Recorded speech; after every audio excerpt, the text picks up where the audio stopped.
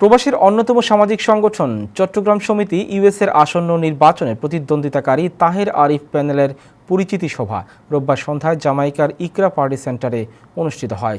সমিতির প্রতিষ্ঠাতা সভাপতি আব্দুর রহিমের সভাপতিত্বে সভায় পরিচালনা করেন তাহের আরিফ প্যানেলের নির্বাচন পরিচালনা কমিটির সদস্য সচিব কামাল হোসেন মিঠু।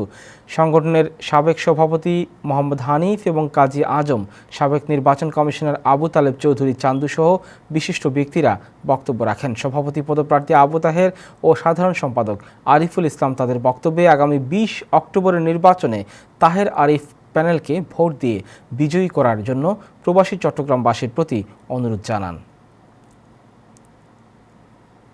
সম্পাদক চট্টগ্রাম সমিতির এখানে এসেছেন, কেন আমরা তাহের আরিফ পরিষদকে সমর্থন দিচ্ছি আপনাদের জানতে আসলাম।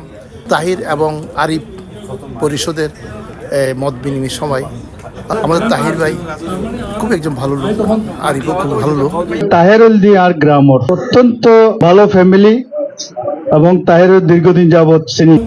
এমন কোনো জায়গা নাই সে যেখানে গিয়ে ভোট কেন্দ্রে মানুষ আনা নেই ঢুকলেন।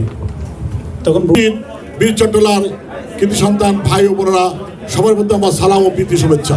তাহের আরিফ পরিষদের পক্ষ থেকে আপনাদের সকলের জন্য শুভেচ্ছা এবং আগামী 20 অক্টোবর রোববার তাহের আরিফ পরিষদের পূর্ণ প্যানেলে আপনারা আপনাদের মূল্যবান ভোট দিবেন, আমাদের 19 জনকে জয়যুক্ত করবেন এবং আগামী 2 বছরের জন্য আমাদেরকে সেবক হিসেবে নিয়োগ দিবেন।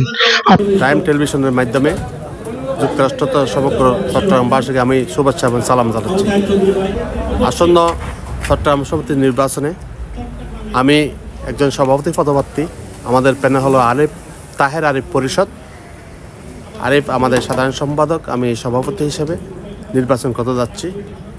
আমাদের প্যানেলের 19 জন পদপ্রার্থী সৎ এবং যোগ্য আমি মনে করি।